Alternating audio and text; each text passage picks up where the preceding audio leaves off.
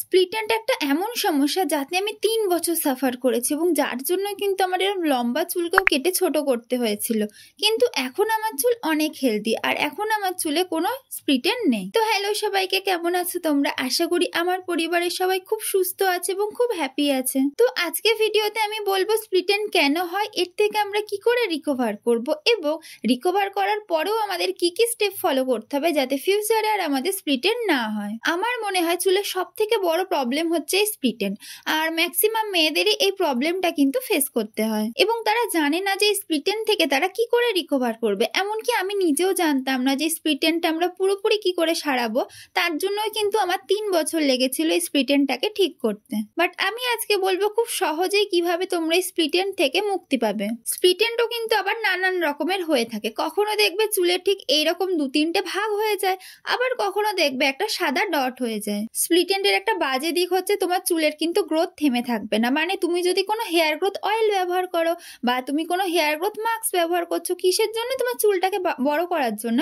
এবার তুমি split and অবস্থায় চুলে তুমি যদি কোনো রেমেডি ব্যবহার করো, দেখবে তোমার চুল কিন্তু বাড়তে থাকবে, কিন্তু সেই স্প্লিট এন্ড কিন্তু তোমার চুলে থেকেই যাবে। স্প্লিট এন্ড থাকা অবস্থায় আমি কিন্তু একটা বড় প্রবলেম ফেস করতে হয়েছিল আমাকে, যেটা আমার চুলের গ্রোথ কিন্তু আটকে থাকেনি। মানে আমার চুলটা কিন্তু বড় হচ্ছিল, কিন্তু যে স্প্লিট এন্ড থাকা যে অবস্থায় যে চুলগুলো ছিল না, সেগুলো যখন বাড়ছিল মাঝখান থেকে কিন্তু হেয়ার ব্রেকেজ হয়ে যাচ্ছিল। মানে ওই স্প্লিট এন্ড থাকা চুলটা যখন বাড়ছে তখন আমার চুলটা কিন্তু ভেঙে যাচ্ছিল।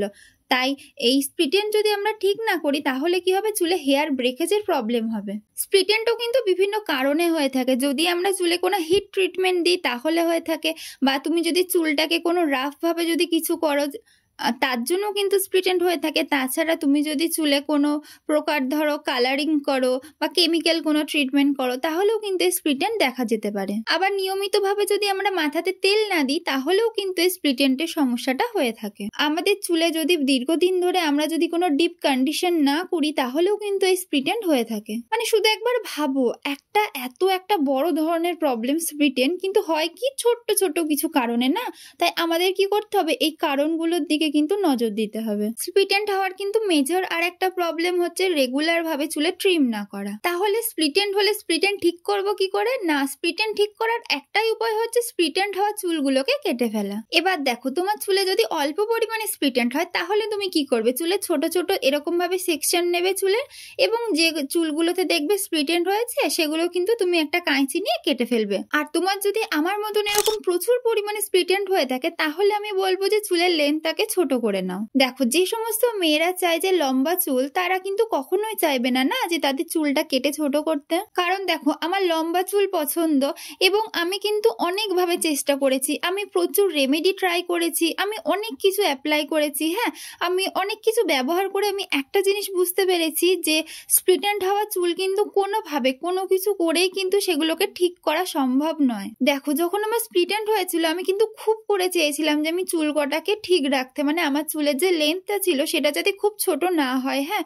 তার জন্য আমি প্রচুর রিসার্চ করেছি, প্রচুর কিছু করেছি, কিন্তু আলটিমেটলি আমাকে চুলটা কাটতেই হয়েছিল। তাই একটা কথাই বলবো, স্প্লিট এন্ড হওয়া চুলে একটাই গতি, যেটা হচ্ছে চুলটাকে কেটে ফেলা। এবার দেখো, কারোর যদি স্প্লিট এন্ড হয় আর সে যদি চুলটা কেটে ফেলে, তার মানে কিন্তু এটা নয় যে তার আর ফিউচারে স্প্লিট এন্ড হবে না। স্প্লিট এন্ড কিন্তু আবারও হতে পারে। তাই স্প্লিট এন্ড হওয়া চুলকে কেটে ফেলার পরেও আমাদের কিছু স্টেপ ফলো করতে হবে এবং আমাদের কিছু জিনিস মাথায় রাখতে হবে যাতে আমাদের ফিউচারে স্প্লিট এন্ড না হয়। দেখো, স্প্লিট এন্ড হওয়া চুলগুলোকে তো আমরা পুনরায় ঠিক করতে পারবো না, কিন্তু আমাদেরকে খেয়াল রাখতে হবে যাতে পুনরায় আমাদের ভালো থাকা যে চুলগুলো রয়েছে, ভালো চুলগুলোতে যাতে স্প্লিট এন্ড না হয়। কারণ স্প্লিট এন্ড হলে একটাই উপায়, যেটা হচ্ছে তোমার চুলটাকে কেটে ফেলা। তাই আমাদের কিন্তু কিছু সহজ কিছু স্টেপ ফলো করতে হবে যাতে ফিউচারে আমাদের আর কোনো স্প্লিট এন্ডের সমস্যা না হয়। তো আমি তোমাদেরকে সেইগুলোই এখন বলবো। প্রথম কাজ তোমাদেরকে যেটা করতে হবে, চুলের লেন্থ তোমার যাই হোক না কেন তোমাকে 3 মাস পর পর কিন্তু চুলে ট্রিম করতে হবে। এবার অনেকে ভাবে কি যে 3 মাস পর পর তারা যদি ট্রিম করে তাহলে কি হবে, তাহলে তাদের চুলটা ছোট হবে, কিন্তু এরকম নয়।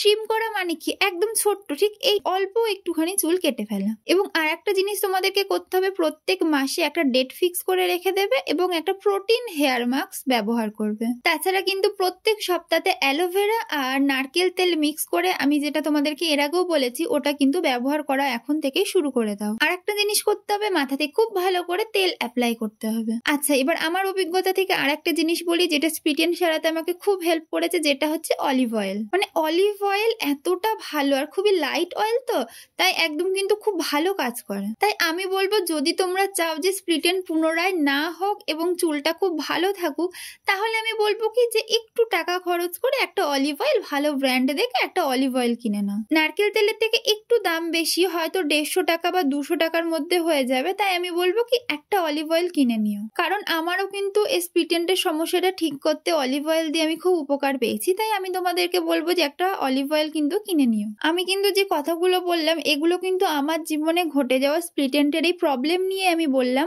তাই আমি বলবো কি যে স্প্লিট-এন্ড থেকে তোমরা যদি স্প্লিট-এন্ডটাকে পুরোপুরি ঠিক করতে চাও, তাহলে আমি যে কথাগুলো বললাম এইগুলো একটুখানি ফলো করো। তো চলো আজকের মতন এইটুকুনি। আশা করি আজকের এই ভিডিওটার মাধ্যমে একটু হলেও তোমাদের হেল্প করতে পারবো। আর যদি তোমাদের হেয়ার নিয়ে যদি কোনো প্রকার প্রবলেম হয়ে থাকে বা তোমাদের যদি কোনো কিছু হেয়ার নিয়ে জানার ইচ্ছে থাকে, তাহলে অবশ্যই তোমরা কিন্তু কমেন্ট বক্সে আমাকে জানাতে পারো।